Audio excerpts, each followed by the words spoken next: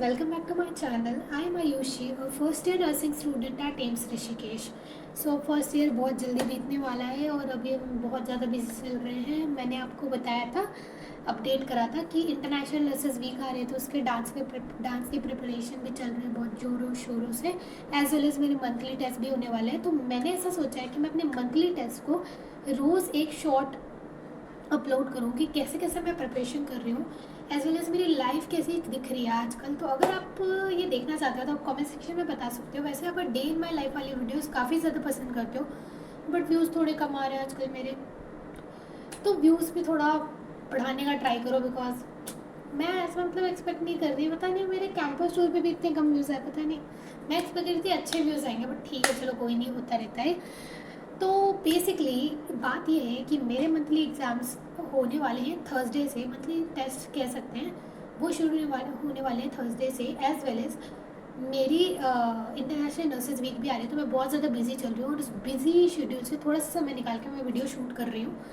तो बेसिकली ये जो वीडियो है ये है all about demonstrations. What are demos? आपने मेरे मुँह से बहुत बार सुना होगा कि हम डेमो लैब गए, हम डेमो लैब में गए. What is demonstrations? बेसिकली जब एज अ फर्स्ट ईयर हम होते हैं यहाँ पे, तो हमारी यूनिफॉर्म नहीं बनी होती. तो उस केस में हमें क्या करना होता है कि 2-3 महीने में डेमो लैब्स में जाना होता है. मैंने आपको पिछले वीडियो में बताया था कि 2 महीने हमारी यूनिफॉर्म नहीं बनी होती, 2 महीने लगते हैं हमें यूनिफॉर्म बनने में, और बिना यूनिफॉर्म के हम क्लिनिकल्स नहीं जा सकते.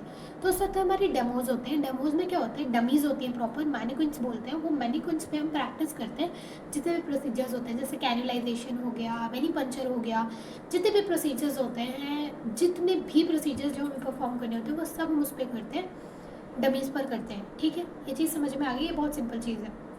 अब क्या होता है कि जब हम डमीज़ वगैरह पे परफॉर्म करते हैं, हमारे क्लिनिकल्स भी स्टार्ट हो जाते हैं उस वक्त. तो हमारे जो एज अ फर्स्ट ईयर हम 2 घंटे ही जाते हैं क्लिनिकल्स, उसके बाद 2 घंटे हम डेमो में जाते हैं. बिकॉज अभी हम सीख रहे हैं चीज़ें, अभी हम सीख रहे हैं कि हमें करना कैसे, हमें डील कैसे करनी है. तो हम सीधा क्लिनिकल्स में नहीं जा सकते 4-5 घंटे ऑब्वियसली. तो अभी हम सीख रहे हैं. अभी फर्स्ट ईयर का वो टाइम आने वाला है मेरा जब हम क्लिनिकल्स में जाएंगे, क्योंकि हम ट्रेन हो चुके हैं, क्योंकि हम प्रोसीजर्स कर चुके हैं अब काफ़ी. तो हम जाने लगेंगे धीरे धीरे क्लिनिकल्स में. थोड़ा बहुत हमारा हाथ चलने लगेगा, थोड़ा बहुत. अभी सीखने को बहुत कुछ है. ठीक है. तो डेमो लैब्स में क्या होता है कि हम डमीज़ पर वो प्रोसीजर्स परफॉर्म करते हैं. और मैंने आपको पिछली वीडियो में बताया था कि मैं लॉग बुक के बारे में भी इस वीडियो में बताऊंगी. तो व्हाट इज़ लॉग बुक? देखो, लॉग बुक में क्या होता है, लॉग बुक में हमारे प्रोसीजर्स लिखे होते हैं. हमारा डेट होता है, डेट ऑफ प्रोसीजर की, इस डेट को ये प्रोसीजर हुआ है. उस पर टीचर के साइन होते हैं जिन्होंने वो प्रोसीजर डमी पे सिखाया है. एंड 2 साइन होते हैं जिसमें हमारे पास क्या होता है, रीडेमोज के साइन होते हैं कि वो प्रोसीजर हमें करके दिखाना है टीचर को, और टीचर में उसके बदले साइन देगा.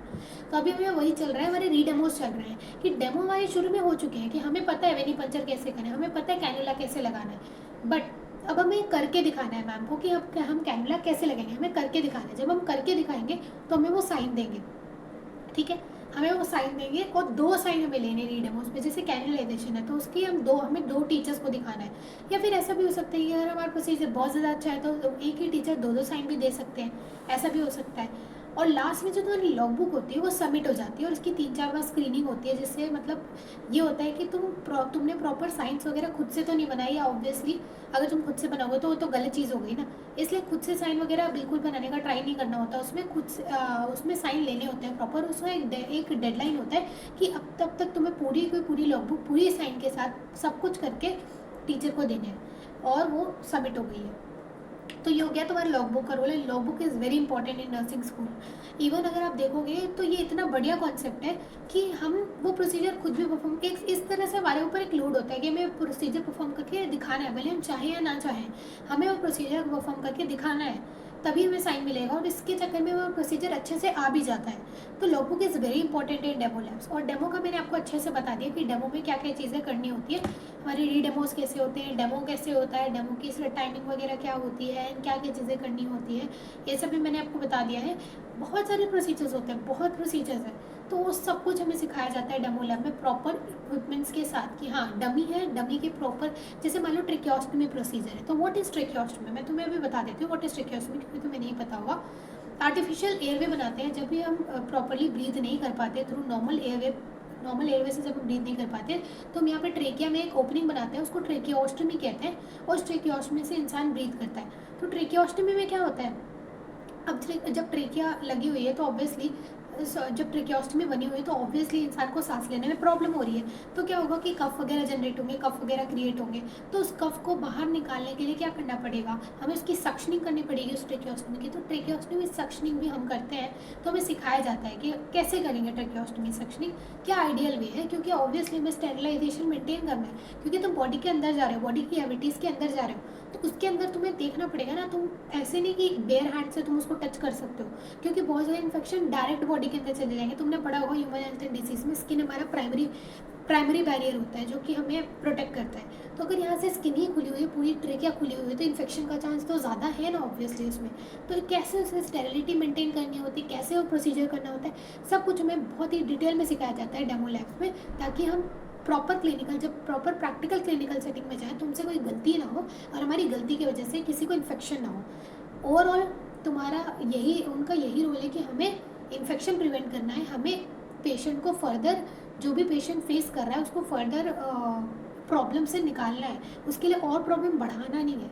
ठीक है, तो यही होता है हमारे पूरे डेमो लैब्स में। डेमोन्स्ट्रेशंस का भी डाउट मैंने क्लियर कर दिया है। मैं अब नेक्स्ट वीडियो का बहुत ज़्यादा कम टॉपिक्स बचे, मुझे ऐसा लग रहा है कि मेरे पास वीडियो के टॉपिक्स ही नहीं बचे, बट मैं ट्राई करूँगी मैं और वीडियोस बनाने का। एंड मेरी नेक्स्ट वीडियो जो है वो है 1 month strategy for BSc nursing entrance exam. मुझे पता है अभी आपका एग्जाम आ रहा है और बहुत कम दिन बचे हैं आपके एग्जाम में, तो उसके लिए मैं एक स्ट्रैटेजी वीडियो लेके आने वाली हूँ प्रॉपर डिटेल में, तो stay tune for that. And अगर तुम्हें कोई डाउट है तो तुम कमेंट सेक्शन में पूछ सकते हो और मैं उसके लिए एक वीडियो बना दूँगी। That's it for this video and stay motivated और पढ़ाई करते रहो। मुझे पता है तुम मेरे जूनियर बन के इस साल ज़रूर होगे। That's it, bye bye.